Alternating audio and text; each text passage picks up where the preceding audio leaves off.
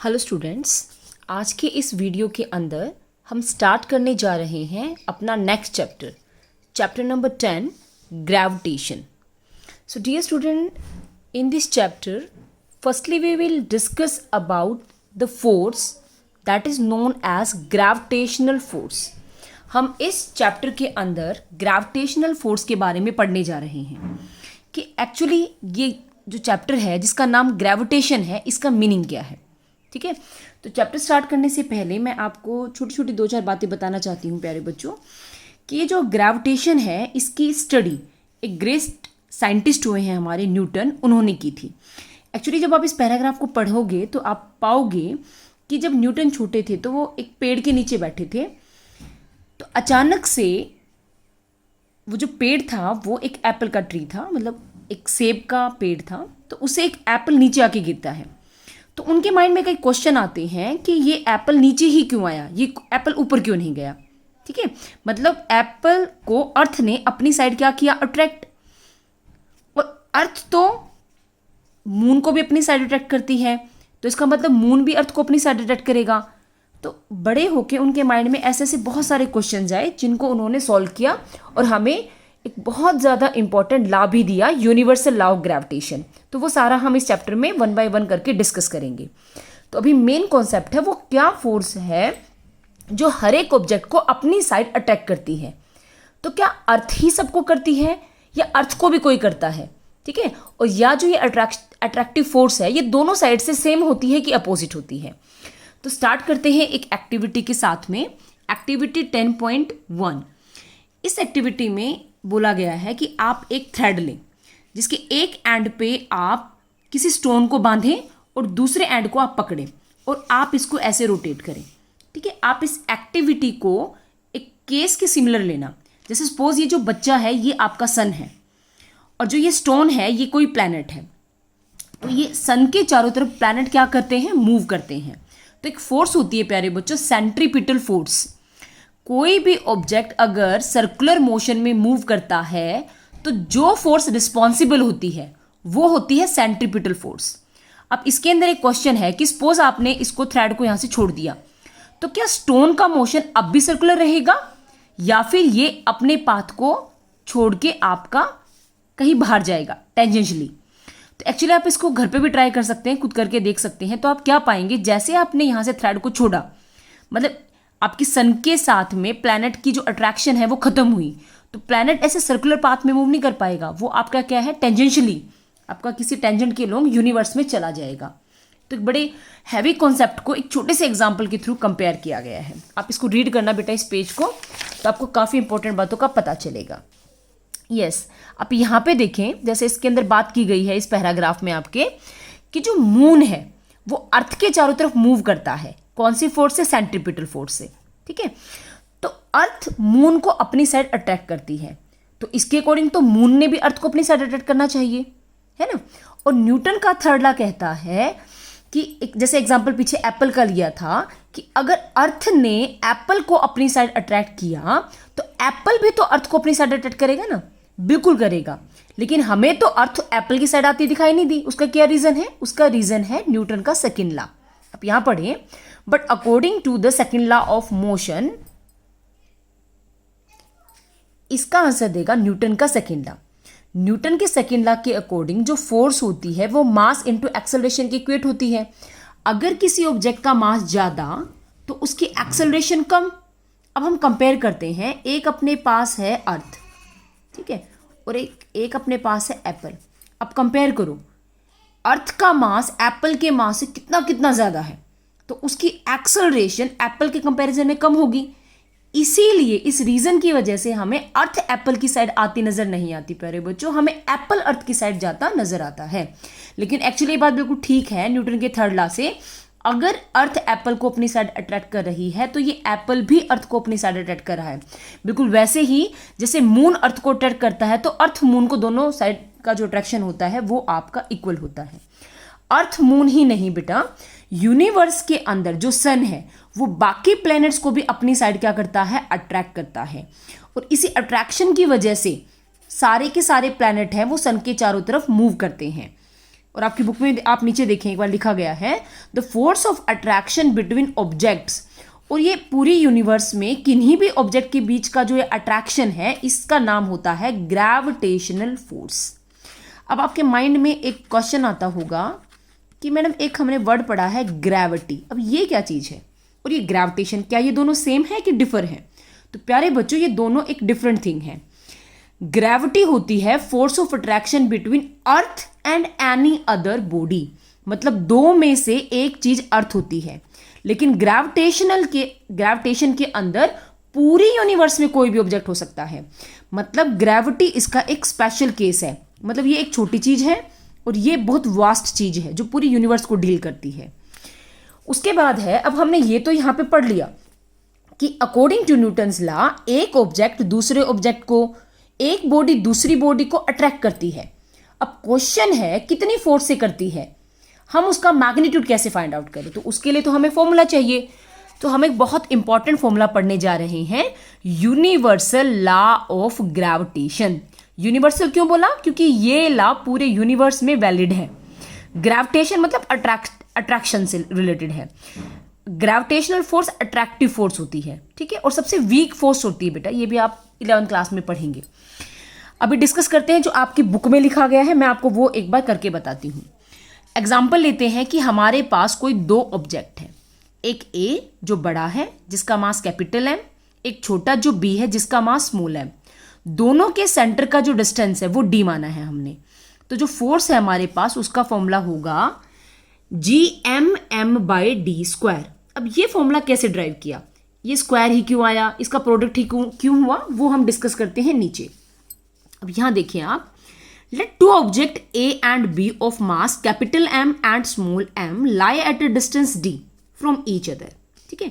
According to universal law of gravitation जो force आपकी होगी वो दोनों मास के प्रोडक्ट के प्रोपोर्शनल होगी, और जो फोर्स है वो इनवर्सली प्रोपोर्शनल होगी दोनों के डिस्टेंस के स्क्वायर के। ये इस लॉ के अकॉर्डिंग होता है बेटा, ये आपको मान के चलना पड़ेगा।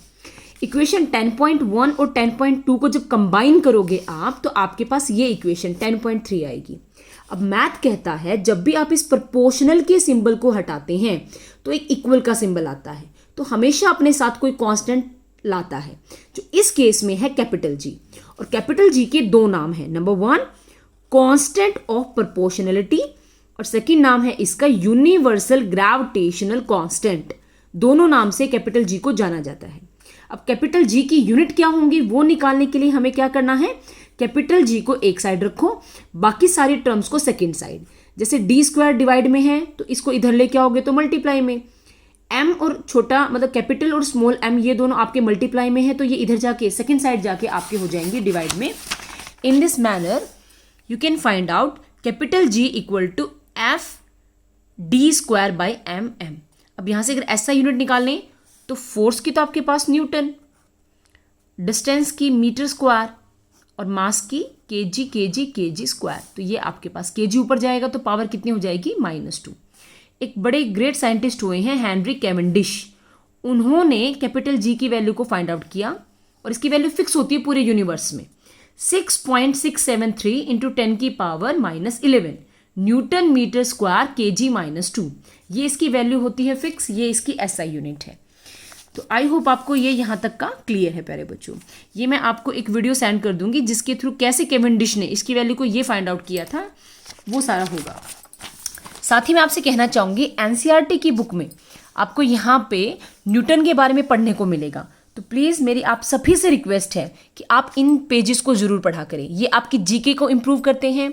साथ ही साथ यहाँ पे न्यूटन ने जो कैसे गेस किया कि इन्वर्स ही आएगा, क्यूब क्यों नहीं आया, पावर 4 क्यों नहीं आई, उसके बारे में लिखा गया है। और एक और कैपलर्स लॉ, एक वेरी इंपॉर्टेंट लॉ है, वो भी साथ में डिस्कस है। आप इनको रीड करना पेजेस को। अगर आपको कुछ भी बात समझ में ना आए तो आप मुझसे पर्सनल नंबर पे शेयर कर सकते हैं, मैं आपको एक वीडियो बना के इस चीज़ को भी एक्सप्लेन कर दूंगी। लेकिन फर्स्टली पहले आप इसको रीड करें अपने अकॉर्डिंग। नेक्स्ट थिंग इज इसके अंदर आपका है एग्जाम्पल 10.1। 10.1 एग्जाम्पल में आपको अर्थ का मास गिवन है, मून का मास गिवन है, अर्थ और मून के बीच का डिस्टेंस गिवन है और कैपिटल G गिवन है। आपसे पूछा गया है कि जो अर्थ है वो मून के ऊपर कितनी फोर्स एक्सर्ट करती है या मून अर्थ के ऊपर कितना करता है, तो वो कैलकुलेट कर रखा है प्यारे बच्चों। अब इसमें प्रॉब्लम क्या है, जब भी कोई न्यूमेरिकल आता है सबसे पहले जो जो चीज़ गिवन है आप उसको लिख लें, जितने भी यूनिट है उनको एसआई में कन्वर्ट कर लें। जैसे मास दोनों एसआई में है लेकिन जो डी है वो आपका किलोमीटर में है, तो उसको पहले मीटर में कन्वर्ट करें। तो आपने क्या 3 प्रोसेस से कोई भी न्यूमेरिकल को करना है। नंबर 1, सारी की सारी वैल्यू को आप लिखें। नंबर 2, आप चेक कर लें कि सभी वैल्यू आपकी 1 यूनिट में होनी चाहिए, या तो सारी एसआई में या फिर सारी सीजीएस में। नंबर 3 पे आपको ये देखना है कि आपको फाइंड आउट क्या करना है और उसका फॉर्मूला क्या है। क्या वो फॉर्मूला डायरेक्ट वैल्यू वाला है या इनडायरेक्ट वे से आपको उनकी वैल्यू को पुट करना है। तो बिल्कुल सिंपल आपके पास न्यूमेरिकल है एग्जाम्पल, आपको सारी वैल्यू को डायरेक्ट पुट करना है और आपको आंसर निकालना है। लेकिन कई बच्चे मुझे पर्सनल नंबर पे शेयर करते हैं कि मैम हमसे ना इतनी बड़ी कैलकुलेशन नहीं होती कि इससे ये कैसे आ गया, है ना, हम ये कैलकुलेट नहीं कर पाते। तो उन बच्चों के लिए मैंने इसको एक कॉपी पे सॉल्व किया है, मैं आपसे डिस्कस करना चाहती हूँ। एक बार मैंने आपके लिए यूनिवर्सल लॉ भी लिखा है, एज इट इज़ है बुक वाला, आप इसके थ्रू भी एक बार रिवाइज करें। 2 ऑब्जेक्ट है, एक एम एक स्मॉल एम, जिसका मास है। फोर्स डायरेक्टली प्रोपोर्शनल दोनों के प्रोडक्ट के, इनवर्सली उनके डिस्टेंस के। दोनों इक्वेशन को जब हमने कंबाइन किया, प्रोपोर्शनल को हटाओगे तो कैपिटल जी आएगा। कैपिटल जी का नाम होता है कांस्टेंट ऑफ प्रोपोर्शनैलिटी या यूनिवर्सल ग्रेविटेशनल कांस्टेंट। इस वाली वैल्यू से हमने क्या निकालना है, हमें निकालना है जी की वैल्यू, मतलब जी की एसआई यूनिट क्या होती है। तो जी की एसआई यूनिट के लिए हमने क्या किया, जी को एक साइड रखा, बाकी सारी टर्म्स को सेकेंड साइड। फोर्स की यूनिट होती है न्यूटन, डिस्टेंस की मीटर स्क्वायर, मास मास 2 मास है तो KG KG KG square. KG की पावर नीचे 2 है, ऊपर जाएगी तो -2। उसके बाद कैवेंडिश का मेथड अप्लाई करके हम जी की ये न्यूमेरिकल वैल्यू को भी फाइंड आउट कर सकते हैं। So in this manner we can derive the universal law of gravitation. अब बात करते हैं एग्जाम्पल की कि सोल्व कैसे किया। तो देखो प्यारे बच्चों, मैंने अपने नोटबुक में जो जो चीज़ गिवन थी पहले वो सारी चीज़ें लिख ली, साथ ही जो डी आपका किलोमीटर में था उसको मीटर में किया, फॉर्मूला लिखा, सारी वैल्यू पुट की। अब सोल्व कैसे करना है, तो आप देखें 6 पॉइंट है तो पॉइंट को हटाओगे तो नीचे 10 आ जाएगा। 6 एज इट इज, ये एज इट इज। 7.4 है, इसका भी पॉइंट हटा लो, 74/10 आ जाएगा। अब यहाँ पे 3.84 इंटू 10 की पावर 8 का स्क्वायर था, तो 3.84 इसका स्क्वायर कर लो, आपके पास ये वैल्यू आ जाएगी। 10 की पावर 8 का स्क्वायर करोगे, 10 की पावर 8 का स्क्वायर करोगे तो 10 की पावर 16 आ जाएंगी। अब आपको क्या करना है, 67, 6 और 74 इसको एक साथ लिखना है। 10 की पावर जितनी भी हैं उनको एक साइड में ले जाओ, ठीक है। मैथ्स का एक फॉर्मूला होता है प्यारे बच्चों, बेस सेम पावर ऐड, तो वो हम फॉर्मूला अप्लाई करेंगे।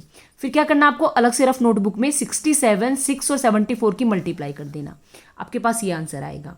ऐसे नीचे से भी हमने पॉइंट को हटाया तो 10 की पावर 4 आ जाएगी। जब वो 10 की पावर 4 ऊपर जाएगा तो वो पावर क्या हो जाएगी, प्लस। मतलब हमने क्या किया प्यारे बच्चों, हमने इस वाले स्टेप पे 2 चीजें की हैं।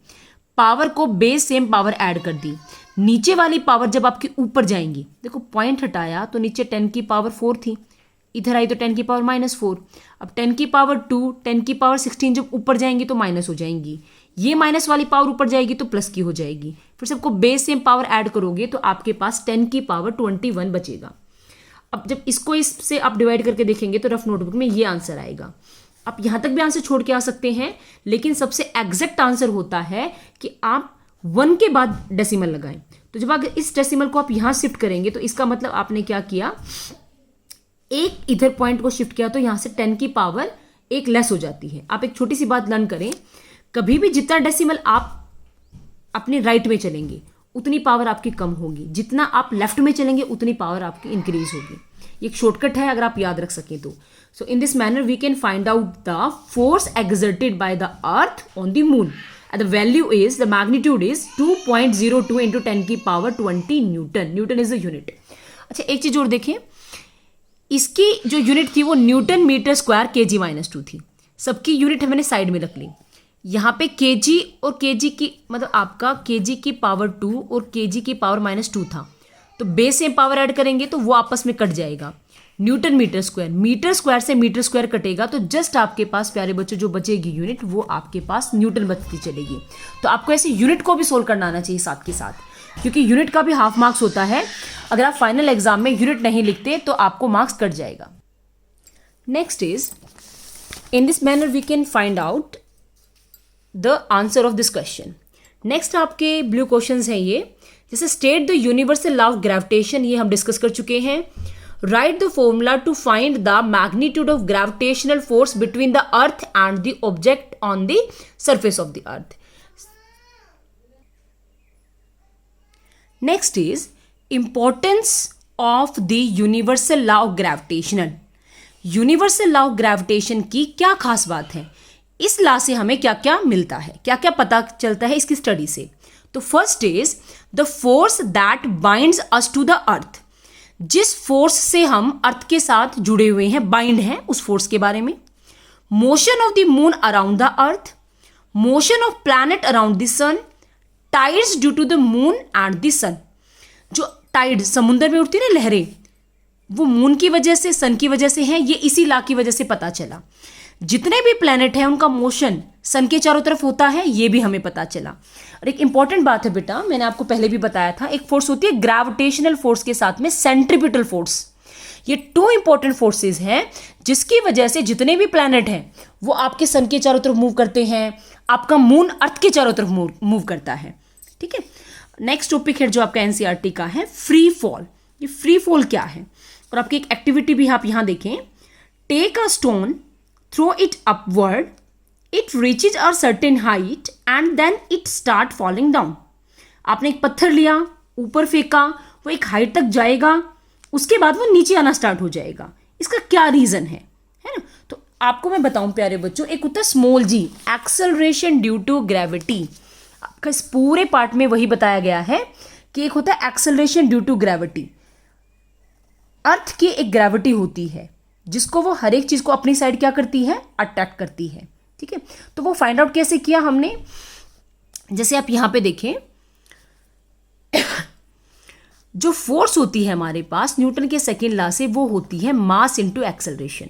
ठीक है, लेकिन एक्सेलरेशन, अगर एक्सेलरेशन ड्यू टू ग्रेविटी हो जाए तो हम एफ को m इंटू जी लिखते हैं। अब एक फोर्स हमारे पास m इंटू जी है, एक अभी हमने यूनिवर्सल लॉ से फोर्स ये पढ़ी है। दोनों को अगर कंपेयर करते हो, स्मॉल m से स्मॉल f को कैंसिल करते हो, तो जो g की वैल्यू आएगी आपके पास वो होगी कैपिटल G m/d², ये वैल्यू होगी। लेकिन अगर हम अर्थ की सरफेस की बात करें, अगर r अर्थ की रेडियस है, अगर d को हम रिप्लेस कर दे r के साथ में, तो नया फॉर्मूला जो बनेगा प्यारे बच्चों, वो बनेगा g equal to capital G m/r²। और अगर हम फाइंड आउट करना चाहते हैं g की वैल्यू अर्थ की सरफेस पे, स्पेशल केस है ये, अर्थ की सरफेस पे, तो कैपिटल G की वैल्यू पुट कर दो, अर्थ का मास पुट करो, अर्थ की रेडियस पुट करो, अगेन कैलकुलेट करो, तो आपके पास आंसर कितना आएगा, 9.8 मीटर पर सेकेंड स्क्वायर। अब आप मेरी बात ध्यान से सुने, क्वेश्चन था फ्री फॉल क्या है। तो प्यारे बच्चों, जो अपनी अर्थ होती है वो हर एक ऑब्जेक्ट, वो छोटा है, बड़ा है, मोटा है, पतला है, इस चीज पर डिपेंड नहीं करता, हर एक ऑब्जेक्ट को इतनी एक्सेलरेशन से अपनी साइड में अट्रैक्ट करती है, इसको बोलते हैं फ्री फॉल। अब आप बोलेंगे कि मैडम हमने एक पत्थर को, एक पत्ते को एक ऊपर एक मंजिल इमारत से नीचे फेंका, ठीक है, फर्स्ट फ्लोर से नीचे फेंका हमने, तो पत्थर तो पहले आ जाएगा और पत्ता आएगा बाद में। तो अर्थ ने कहा दोनों को एक साइड खींचा, तो मैं ये बोलूंगी प्यारे बच्चों, एयर है, एयर का रेजिस्टेंस है, वो पत्थर पे कम लगता है, पत्ते पे ज्यादा लगता है, तो ड्यू टू एयर रेजिस्टेंस पत्थर पहले आएगा, पत्ता बाद में आएगा।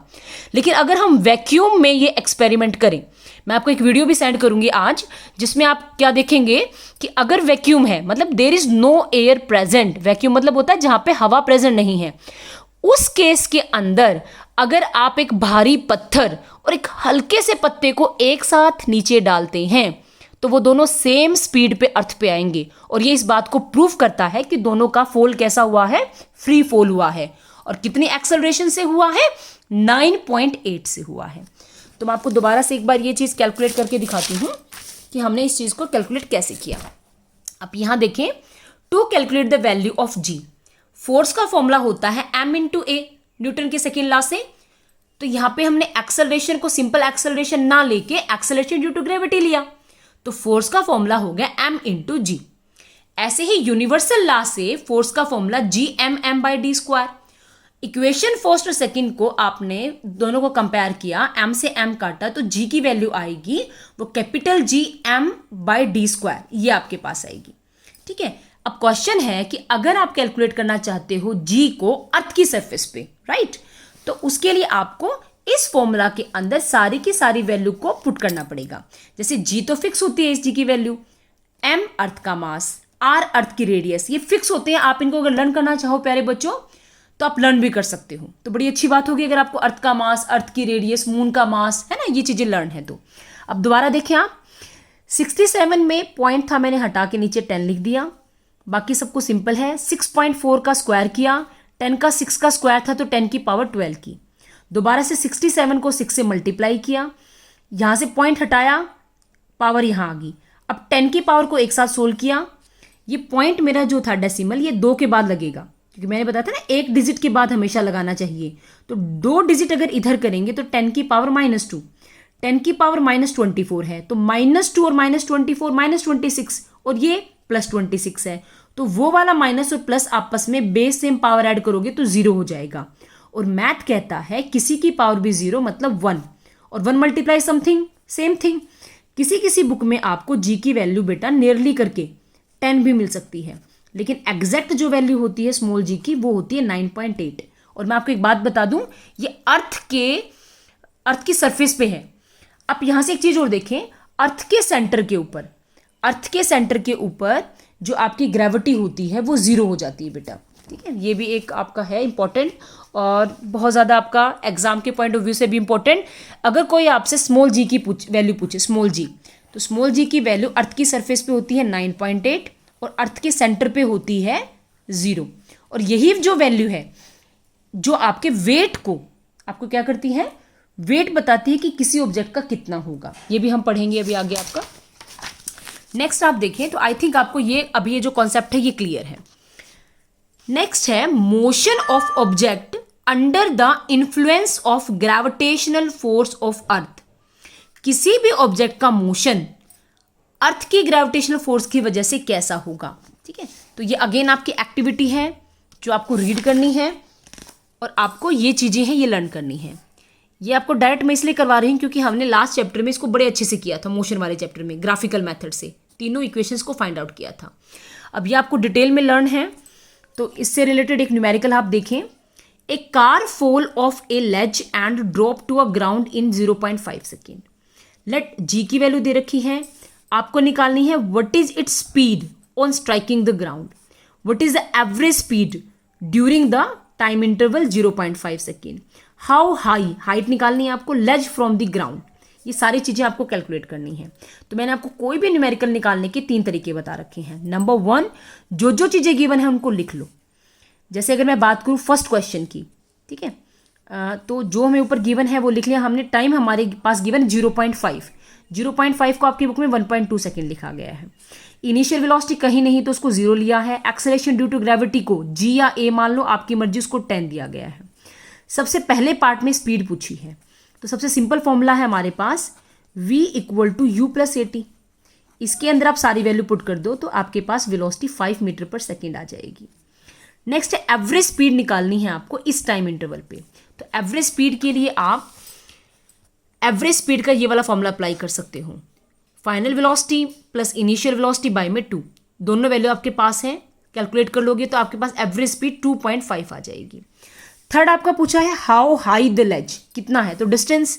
तो डिस्टेंस के लिए आपके पास 2 फॉर्मूला है, कौन कौन सा, एक तो आपके पास है v² = u² + 2as, और एक आपके पास ये वाला फॉर्मूला है। दोनों फॉर्मूला से अप्लाई कर सकते हो, सेम आंसर आएगा। आपकी बुक में ये वाले फॉर्मूले से अप्लाई किया गया है। इसमें u की वैल्यू 0 है तो s आपके पास बचेगा 1/2 at²। ये ऐसे इस टाइप के क्वेश्चन की हम बहुत प्रैक्टिस कर चुके हैं, इसलिए मैं आपको डायरेक्ट करवा रही हूँ। 1/2 as it is, acceleration book में 10 गिवन है, टाइम गिवन है, सोल्व करोगे तो आपके पास ये आंसर आएगा। सो आई होप आप इस टाइप के जो न्यूमेरिकल्स हैं वो इजीली कर सकते हैं।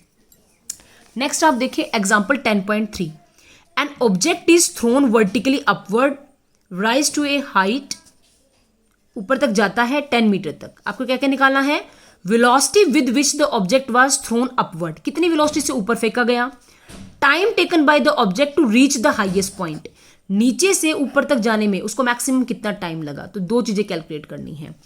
तो जो जो चीज़ें गिवन है पहले वो लिख लें। जैसे आपके पास हाइट गिवन है, फाइनल पॉइंट पे जाके अगर आपको कहीं पे क्वेश्चन में मेंशन नहीं है प्यारे बच्चों, तो आपको एक छोटी सी बात पता होनी चाहिए, फाइनल पॉइंट पे जाके वेलोसिटी किसी भी ऑब्जेक्ट की 0 हो जाती है। उसके बाद वो चीज़ क्या करती है, डाउनवर्ड मोशन करती है।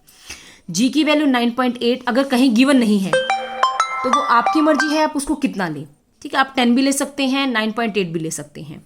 अब एक बात देखें, इसने ग्रेविटी को माइनस लिया है। अपवर्ड मोशन के लिए एक्सेलरेशन की वैल्यू माइनस होती है, डाउनवर्ड के लिए 9.8 प्लस होती है। अब सबसे पहले आपको वेलोसिटी निकालनी है, तो आपके पास वेलोसिटी के 2 फॉर्मूले हैं, जोन सा भी चाहे अप्लाई करें। नेक्स्ट में आपको टाइम निकालना है, तो दोनों फॉर्मूले आपके पास हैं, v = u + at, सारी चीज़ें आपके पास गिवन है। तो आप पुट करके इन फॉर्मूलाज के अंदर v और t निकाल सकते हैं। तो आई थिंक आप ये न्यूमेरिकल ईजिली कर लेंगे। नेक्स्ट क्वेश्चन है, what do you mean by free fall, जो डिस्कस कर चुके हैं। What do you mean by the acceleration due to gravity. I think आप इजीली दोनों क्वेश्चंस को कॉपी में राइट डाउन कर लेंगे। फिर भी कोई प्रॉब्लम आती है तो नो प्रॉब्लम, आप मुझसे डिस्कस कर सकते हैं। नेक्स्ट है ये मास और ये वेट क्या होता है, what is mass and what is weight. आप बुक से पढ़ लेना, मैंने आपको एक छोटी सी फॉर्म में कॉपी पे लिखा आपके लिए, तो आप एक बार देखें। नंबर 1 मास जो है और वेट क्या है, मैंने आपको ये 7-8 पॉइंट्स बना के थोड़ा सा आपको क्लियर किया है। जैसे नंबर 1, मास की SI यूनिट होती है kg, वेट की SI यूनिट होती है न्यूटन। हम बोलते हैं ना, कोई हमसे पूछता है कि आपका वेट कितना है, तो हम ये बोलेंगे 60 kg, 50 kg बोलते हैं ना, but kg is not unit of weight, वो वेट की नहीं होती, वो मास की होती है। ठीक है, लेकिन हमें फिजिक्स नहीं पता होती, हम उस टाइम उसको kg में बोलते हैं। ठीक है, वो दैट इज डिफरेंट थिंग। तो SI unit of weight is Newton. Now जब भी आप कुछ बताएं तो आप न्यूटन की फॉर्म में वेट को बता सकते हैं। ठीक है, मास is a base quantity, 11th class में आप पढ़ेंगे, 7 आपकी फंडामेंटल यूनिट्स होती हैं, तो मास उनमें से एक है। लेकिन वेट ड्राइव्ड यूनिट होता है, फंडामेंटल नहीं होता, मतलब जो बेसिक यूनिट की हेल्प से मिलके बने। क्यों? क्योंकि वेट को ना बेटा फोर्स बोलते हैं। आपको मैं छोटा सा बताती हूँ, वैसे 11th क्लास में है डिटेल में।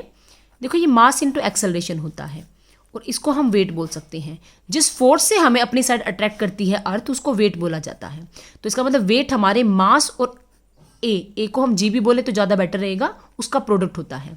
तो कहने का मतलब वेट एक ड्राइव्ड यूनिट है, ड्राइव्ड क्वांटिटी है जो हमारी बेसिक क्वांटिटी से मिलके बनी है। Next, mass is a scalar quantity and weight is a vector quantity. Mass का फॉर्मूला होता है volume into density, m = v × rho is the symbol for density, आप d भी लिख सकते हैं। वेट होता है mass into acceleration due to gravity, W = m × g हम लिख सकते हैं। मास को कैपिटल M से डिनोट करते हैं, वेट को हम W से डिनोट करते हैं। Mass is simply the measure of the amount of matter in a body, एक बॉडी के अंदर कितना मैटर प्रेजेंट है, that is mass.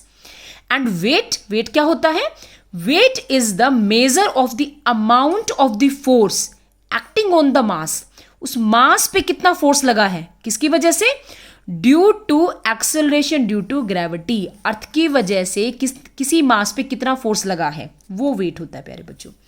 Mass never be zero, मास कभी भी जीरो नहीं होता। वेट जीरो हो सकता है where there is no gravity, जैसे स्पेस में ग्रेविटी नहीं होती, हम मान के चलते हैं अर्थ के सेंटर पे ग्रेविटी नहीं है, तो वहां पे किसी भी चीज का वेट क्या होगा, zero. Mass is constant through out the universe, पूरे यूनिवर्स में जो मास है वो सेम रहता है। आप अर्थ पे जाओ, मून पे, यूनिवर्स में कहीं जाओ, लेकिन वेट आपका वेरिएबल क्वांटिटी है। वेट आपका प्लैनेट टू प्लैनेट वेरी करेगा, और इवन आपके अर्थ की सरफेस पे अलग होता है, सरफेस से ऊपर अलग होता है, सरफेस के अंदर अलग होता है। मतलब वेट आपका चेंज हो सकता है, मास चेंज नहीं होता। तो ये मैंने आपको 7 और 8 पॉइंट्स बताए हैं प्यारे बच्चों, ताकि आप इजीली इस सिंपल से टॉपिक को समझ पाएं। तो फिर भी आप इनको एनसीईआरटी बुक से पढ़ लेना, कोई पॉइंट अगर मुझसे रह गया हो तो आप उसको डिस्कस कर लेना। ठीक है, next is wait of an object on the moon. अभी मैंने बात किया था ना कि वेट है वो चेंज हो सकता है। अब सिंपल से एक जेन्युइन सा एक क्वेश्चन है, बच्चों के माइंड में आता है कि चलो मैम मून तो हमारे नज़दीक है, उस पर डिस्कस करते हैं कि मून पे कैसे निकालें कि कितना आपका वेट है। तो आपके इसमें कैलकुलेशन करके दे रखा है, जैसे किसी ऑब्जेक्ट का कंपेयर किया गया है कि कोई ऑब्जेक्ट अगर आपका अर्थ पे है तो उसका कितना वेट है, अगर वही ऑब्जेक्ट आपका मून पे चला जाए तो कितना वेट है। तो ऐसे कंपेयर करके लिखा गया है प्यारे बच्चों, आप इसको पढ़ लेना बुक से। सपोज स्मॉल m है वो मास है ऑब्जेक्ट का, WM है वेट मून का, RM है जो मून है उसकी रेडियस, MM है मून का मास, ठीक है। MM सिंबल जहां है वो मून के लिए है, E सिंबल है वो अर्थ के लिए है। तो यूनिवर्सल लॉ अप्लाई करके मैंने फोर्स को वेट की फॉर्म में ये लिख दिया, ठीक है। आपके एनसीईआरटी की बुक में अर्थ और मून का मास और रेडियस गिवन है। आप यहां देखिए प्यारे बच्चों, ये M है पूरी हर एक चीज इसके लिए, मून के लिए है, ये आपकी सारी चीजें। E stand for earth, G आपका सेम रहता है, ठीक है। अब आप यहां देखें, अगर आपने सारी चीजों को पुट किया, जैसे आप स्मॉल m, आपको नहीं पता ऑब्जेक्ट का मास क्या है, तो आप सिंपल उसको m लेके चलना। कैपिटल G भी मून के लिए अर्थ के लिए सेम रहता है, उसको भी G लेके चलेंगे। जस्ट हमने क्या पुट की है जो इस टेबल में गिवन है, अर्थ का मास, अर्थ की रेडियस, मून का मास, मून की रेडियस, उनको कैलकुलेट किया है। कैलकुलेट करेंगे, डिवाइड करेंगे, सोल्व करेंगे तो आपके पास ये रिलेशन आएगा बेटा, ठीक है। अब दोनों को आप डिवाइड करना, दोनों रेशियोज को डिवाइड करोगे तो G से G कटेगा, M से M कैंसिल आउट हो जाएगा। इन दोनों रिलेशंस को आप सोल्व करोगे तो ये चीज आएगी, इसको हम नियरली इक्वल टू 1/6 बोल सकते हैं। दैट इज इंपॉर्टेंट कि weight of an object on the moon upon weight of the object on the earth equal to 1/6, ये इसका 1/6 होता है, ठीक है। मैंने आपके लिए नोटबुक पे सोल्व किया है दोबारा से, ताकि आप इसको एक बारी देखें। Wait of an object on the moon, ये हमने ये लिखा है, इसमें कैपिटल M और RM, मतलब ये जो M है, M मून का मास और मून की रेडियस की वैल्यू को पुट करके स्क्वायर करके डिवाइड करके सोल्व किया तो ये रिलेशन आया। G और M को मैंने एज इट इज रखा, G यूनिवर्सल कांस्टेंट और M वो ऑब्जेक्ट है जिसके मास को हम कंपेयर करना चाहते हैं अर्थ के ऊपर और मून के ऊपर। ऐसे ही ये M और E अर्थ का मास, RE अर्थ की रेडियस, इनकी मास की और रेडियस की वैल्यू पुट की, स्क्वायर किया, रेडियस का डिवाइड किया तो ये रिलेशन आएगा। कैपिटल G और M सेम रहेंगे, दोनों को डिवाइड किया तो G से G कटेगा, M से M कैंसिल, इसको इसके साथ सोल्व करोगे तो रिलेशन 1/6 आएगा। मैंने आपके लिए एक छोटा सा एग्जांपल लिया है, जैसे सपोज किसी का वेट अर्थ के ऊपर 60 kg मीटर पर सेकेंड स्क्वायर है, मतलब 60 न्यूटन है, तो मून पे उसका वेट कितना होगा। मान लो मैं भी अर्थ पे हूं और मेरा वेट है 60 न्यूटन और मैं बाई चांस गलती से चांद पे पहुंच जाऊं, तो चांद पे जाके मेरा जो वेट होगा वो इस रिलेशन से अगर हम पुट करोगे, कैंसिल करोगे तो 10 न्यूटन रह जाएगा। जैसे आप किलो की बात करें, जैसे आप केजी में समझते हैं क्लास में या घर पे जैसे हम बात करते हैं, मान लो सपोज मेरा वेट 60 kg है बच्चों, तो अगर मैं चांद पे चली जाऊंगी तो मेरा वेट 10 kg रह जाएगा। इसका ये मीनिंग है, मतलब मैं वहां जाके पतली हो जाऊंगी। ओके, सो आई थिंक आपको ये छोटा सा एग्जाम्पल समझ में आया होगा। तो अभी डिस्कस करते हैं जो आपके एनसीईआरटी की बुक में है। आपके एनसीईआरटी की बुक में बेटा इस टॉपिक के बाद में एक क्वेश्चन है, example 10.4, mass of an object is 10 kg, what is the weight on the earth. हम जो वेट बोलते हैं ना, वो वेट कैसे निकालें। मास 10 kg है, वेट का फॉर्मूला होता है m इंटू जी, मतलब आपको मास को एक्सेलरेशन से मल्टीप्लाई करना पड़ेगा। तो मेरा वेट है 98 न्यूटन, मतलब उस ऑब्जेक्ट का वेट हो जाएगा 98 न्यूटन। आप ऐसे किसी भी ऑब्जेक्ट का निकाल सकते हैं अगर उसका मास आपको पता है। नेक्स्ट वही जो भी हमने डिस्कस किया है, an object wait 10 Newton when measured on the surface of the अर्थ। अब किसी ऑब्जेक्ट का अगर वेट अर्थ पे मेजर करते हैं तो 10 न्यूटन है। अब ये बताओ कि अगर आप मून की सरफेस पे चले गए तो कितना हो जाएगा। No problem, we have formula for that, by putting all the value we can easily calculate. कितना आ जाएगा उसका वेट मून पे, 1.67 न्यूटन। उसके बाद आपके दो क्वेश्चंस हैं, what are the difference between mass of the object and the weight. जो हमने 7 और 8 पॉइंट डिस्कस किए थे वो आपको लिखने हैं। Why is the wait of an object on the moon 1/6 its weight on the अर्थ। तो आपको इस वाले क्वेश्चन के आंसर में थोड़ा थ्योरेटिकल लिखना है और ये मैथमेटिकल कैलकुलेशन करनी है, जो आप कर सकते हैं। उसके बाद थोड़ा खुश हो जाओ प्यारे बच्चों, क्योंकि सीबीएसई ने इस साल आपके बहुत सारे टॉपिक डिलीट कर दिए हैं। तो थर्स्ट एंड प्रेशर मैंने आपके गूगल क्लासरूम के अंदर भी जो डिलीटेड पोर्शन है सीबीएसई के, जो सीबीएसई ने पोर्शन डिलीट किया है अपना, वो भी मैंने डाला हुआ है। आप साथ के साथ कंपेयर करें उस चीज़ को। थर्स्ट प्रेशर वाला टॉपिक हटा दिया है, मतलब बाद वाले सारे टॉपिक आपके, बायोन्सी वाला है, आर्किमिडीज प्रिंसिपल है, ये कोई क्वेश्चन रिलेटिव डेंसिटी कुछ नहीं करना आपको। और साथ ही जो एनसीईआरटी की एक्सरसाइज है उसमें आपके क्वेश्चन है 22, आपको जस्ट 18 क्वेश्चन तक, यस आपको यहाँ तक करने हैं। तो मेरा रिक्वेस्ट है सभी स्टूडेंट से कि जैसे आपके 18 क्वेश्चन आंसर्स हैं बेटा, मैं आपको ज़्यादा नहीं कहती, मैं आपको कहती हूँ कि आप एटलीस्ट अगर कम से कम आप 3 न्यूमेरिकल ज़्यादा नहीं, आई थिंक 3 न्यूमेरिकल्स अगर आप डेली करें तो 6 डेज के अंदर आप नेक्स्ट आज जैसे ट्यूसडे है तो नेक्स्ट ट्यूसडे तक आप ये सारे कर लेंगे तो आपको पूरा कंप्लीट चैप्टर अच्छे से आ जाएगा। और मेरे अकॉर्डिंग शायद 3 क्वेश्चन ज़्यादा भी नहीं है। तो आई होप आपको ये जो चैप्टर है ये समझ में आया होगा। फिर भी मेरी रिक्वेस्ट है आपसे कि किसी बच्चे को बेटा आपके सोल्ड अनसोल्ड में, एग्जाम्पल में, थ्योरी में कोई भी प्रॉब्लम है तो आप मेरे पर्सनल नंबर पे अपनी प्रॉब्लम को शेयर कर सकते हैं। मैं उसका सॉल्यूशन आपको नंबर पे सॉल्व करके भेज दूंगी। Thank you students, thank you very much.